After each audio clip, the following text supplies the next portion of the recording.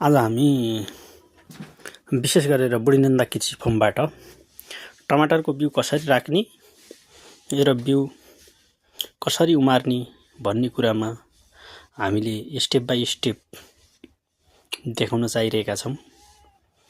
र यो बिउ राख्दा धेरै कुरामा ध्यान दिनुपर्छ। पहिला ग्रीन हाउसहरू बनाउने,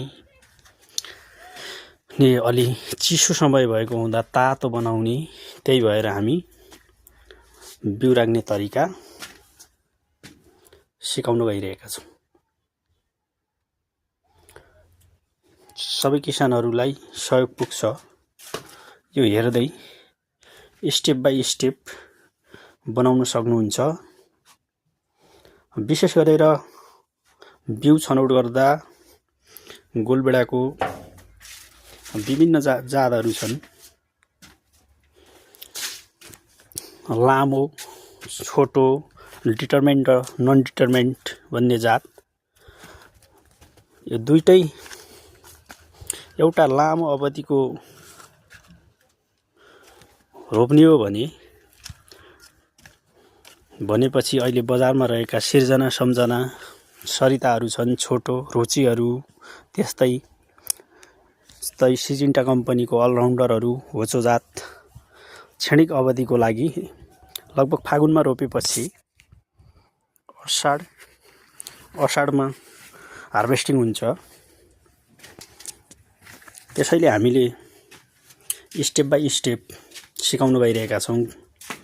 लास्टसम्म भिडियो हेरिदिनु होला, शेयर लाइक गरिदिनु होला, बुढीनन्दा कृषि फर्मलाई सब्स्क्राइब गरिदिनु होला। हामी यस्तै पुरै सिजनभरि टमाटर टिपुन्जेलसम्म भिडियो अपलोड गरिरहने छौं। बुढीनन्दा कृषि फर्मलाई लाइक सब्स्क्राइब गरिदिनु होला सबै साथीहरूले। हामी अब स्टेप बाइ स्टेप गर्दै गइरहेका छौं। टमाटर खेती गर्ने सबै किसानहरूलाई सहयोग पुग्छ। हामीले आज यो कोकोपिट भिजाएर बिउ टमाटरको बिउ ट्रेमा राख्नला। यो कोकोपिट यसरी भिजाउने पहिलो म स्टेप बाइ स्टेप बताउँदै जान्छु।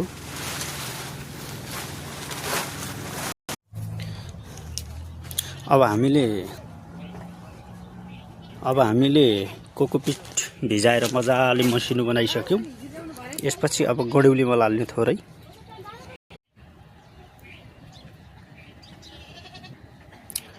हामीले अब गडौली मल हाल्दैछौं। यो कोकोपिट राम्रोसित हामीले मसिनो बनाइसकेका छौं।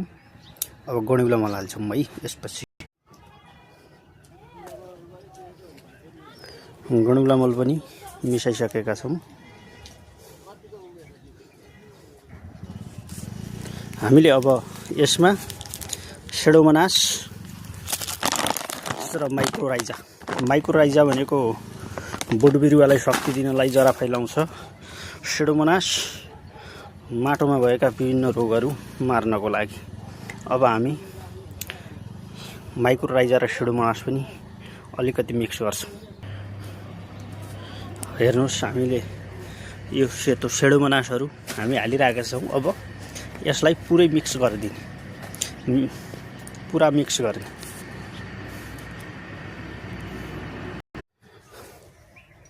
अब हामीले सबै कोकोपिट, गडौला मल, माइक्रोराइजा, सेडोमोनास सबै मिक्स गरिसक्यौं।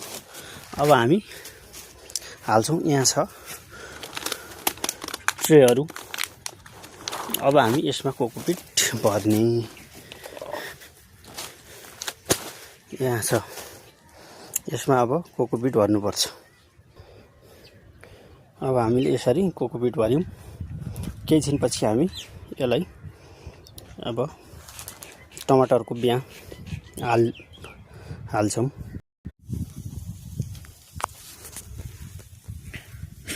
यसरी बिउ हाल्ने। बिउ हालिसकेपछि अब हाल्ने।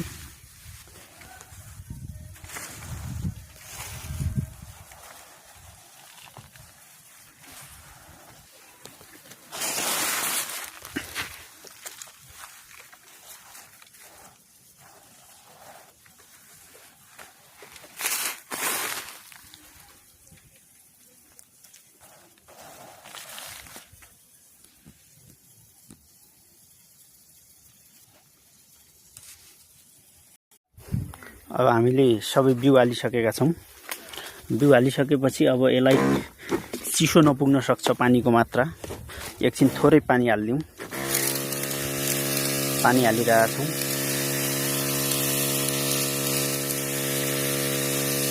यसरी पानी हालिसकेपछि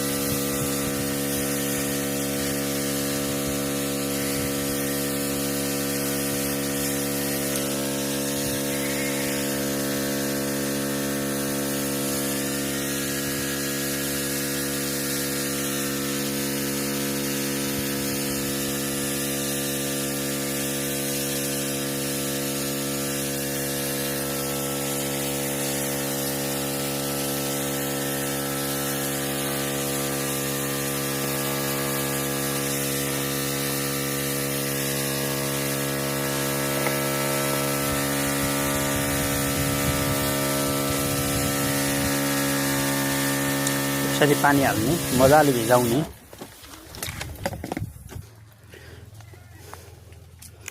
यसरी राख्ने। बिउ सबै हालिसकेपछि यसरी सानो ठाउँ बनाएर एकदम तापक्रम धेरै भएको ठाउँ उगाएर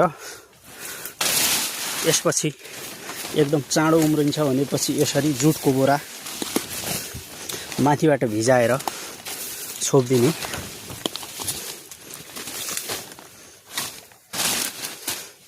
अब यो अनि जुटको बोरा हालिसकेपछि हामीले कालो प्लास्टिकले छोपिदिने पुरै।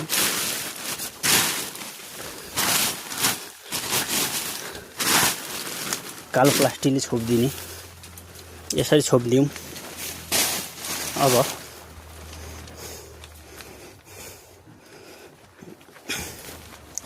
यसपछि यो छोपेर यहाँ यो प्लास्टिक लाएर बन्द गरिदिने। यो नर्मतया अहिले जाडो 6 दिनदेखि 6 दिनमा हामी उम्रिसक्छ। उम्रिसकेपछि हामी यसरी छरिदिने। यस्तो हुन्छ। केही दिनपछि लगभग 10 दिनमा यस्तो निस्किन्छ।